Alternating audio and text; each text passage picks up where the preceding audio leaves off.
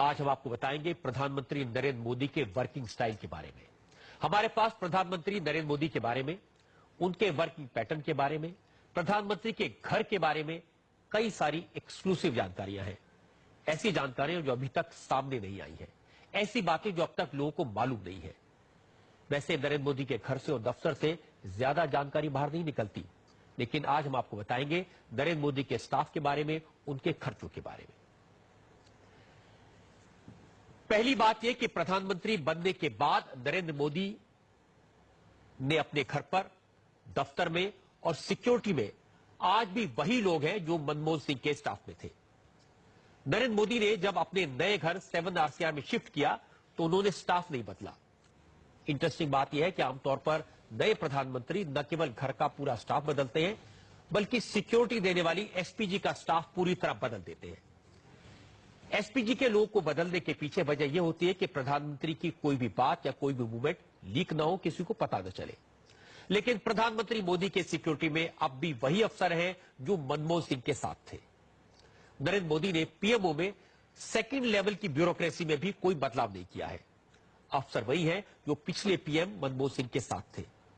यहां तक कि प्रधानमंत्री मोदी ने कैबिनेट सेक्रेटरी को भी एक्सटेंशन देकर बनाए रखा। मुझे याद है यूपीए सरकार ने सत्ता संभालते ही उस वक्त की कैबिनेट सचिव कमल पांडे को बदल दिया था, जबकि कमल पांडे के रिटायर होने में सिर्फ 2 महीने बचे थे।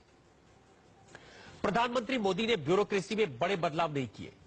ज्यादातर मंत्रालयों में आज भी वही सचिव हैं जो पिछली सरकार में थे। एक और बात यह सामने आई कि अपने 10 साल के शासनकाल में मनमोहन सिंह ने प्रधानमंत्री के तौर पर सारे सचिवों के साथ एक साथ बुलाकर कभी भी एक बार भी मीटिंग नहीं की। लेकिन मोदी ने प्रधानमंत्री बनते ही सारे विभागों के सचिवों की मीटिंग बुलाई, उनसे लंबी बात की और उन्हें अपना फोन नंबर तक दे दिया। असल में नरेंद्र मोदी के वर्किंग स्टाइल को अब तक उनके अपने लोग भी नहीं समझ पाए। बहुत सारे मंत्री प्राइवेटली ये शिकायत करते हैं कि नई सरकार में पिछली सरकार के अफसर हैं, पिछली सरकार का स्टाफ है, पता ही नहीं चलता कि सरकार बदली है। लेकिन मोदी गुजरात के दिनों से इस बात के कायल है कि अफसर बदलने की जरूरत नहीं होती, मंत्रियों को अफसरों से काम लेना आना चाहिए। नरेंद्र मोदी के वर्किंग स्टाइल की जानकारी से एक और बात पता चली। खर्चा करने के मामले में वो पूरे अहमदाबादी है। नरेंद्र मोदी अपने घर पर, अपने दफ्तर में खर्चा करने में काफी कंजूस साबित हो रहे हैं। ये बेहतर तरीके से समझने के लिए हम प्रधानमंत्री मोदी के खर्चों को पिछले प्रधानमंत्री मनमोहन सिंह के खर्चों से कंपेयर करते हैं। पहला उदाहरण यह है कि मनमोहन सिंह जब प्रधानमंत्री बने तो उनके लिए नई बुलेट प्रूफ बीएमडब्ल्यू कार खरीदी गई। लेकिन नरेंद्र मोदी ने नई कार पर पैसा नहीं खर्चा। आज भी वो उसी पुरानी बीएमडब्ल्यू कार का इस्तेमाल कर रहे हैं जिसमें मनमोहन सिंह चलते थे। नरेंद्र मोदी ने 7 आरसीआर में शिफ्ट करने के बाद घर पर भी ज्यादा खर्चा नहीं किया। 2004 में जब मनमोहन सिंह प्रधानमंत्री बने तो उन्होंने 7 आरसीआर के रेनोवेशन पर 1,18,51,841 रुपए खर्च किए। 2014 में नरेंद्र मोदी के आने से पहले इस घर पर 70 लाख रुपए खर्च किए गए। नोट करने की बात यह कि नरेंद्र मोदी ने न फर्नीचर बदला, न पर्दे बदले, न पेंटिंग बदली। हालांकि मनमोहन सिंह ने अपनी पसंद से रहने के तरीके के रेनोवेशन करवाया था, लेकिन मोदी ने मनमोहन सिंह के लाए हुए सामान को बिल्कुल नहीं बदला। उसी फर्नीचर का, उसी पर्दों का इस्तेमाल किया। उन्होंने खर्चा किया 7 आरसीआर को हाईटेक बनाने में, फ्रेश पेंट कराने में और एक मीटिंग रूम बनवाने में।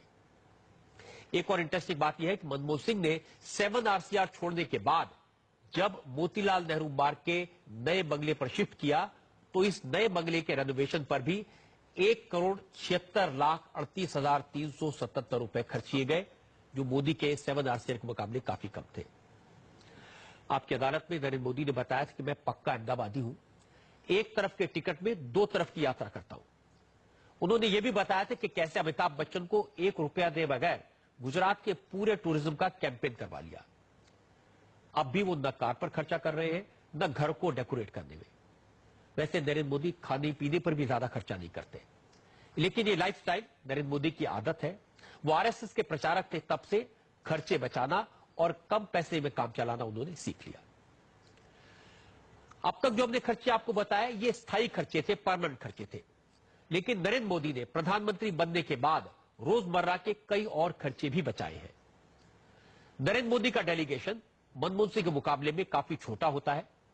मनमोहन सिंह जब विदेश यात्रा पर जाते थे तो उनके साथ अफसर, डॉक्टर, मीडिया और सिक्योरिटी के 43 से 49, 43 से 49 लोग हुआ करते थे, जबकि प्रधानमंत्री मोदी के विदेशी दौरों पर सिर्फ 28 से 33 लोग साथ गए।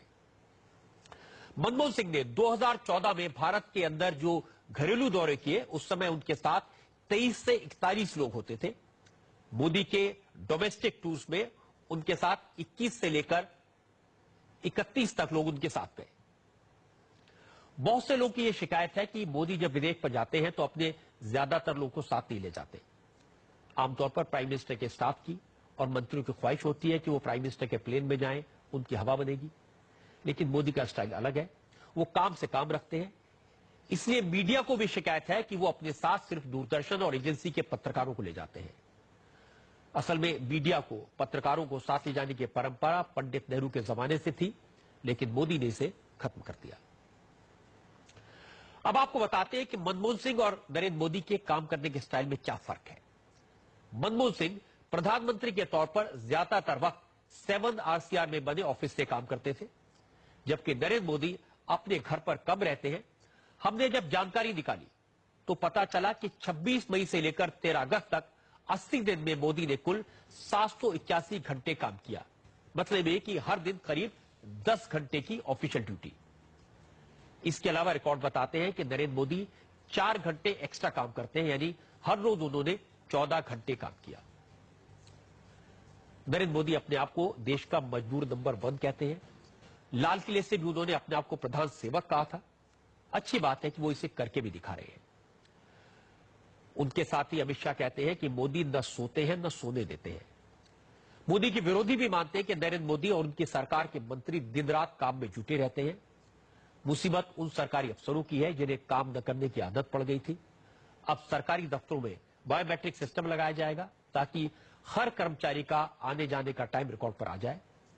जो लोग जनता के पैसे पर रहते हैं उनके काम की अकाउंटेबिलिटी होनी चाहिए। अच्छी बात यह है कि इसकी शुरुआत खुद प्रधानमंत्री से हो रही है।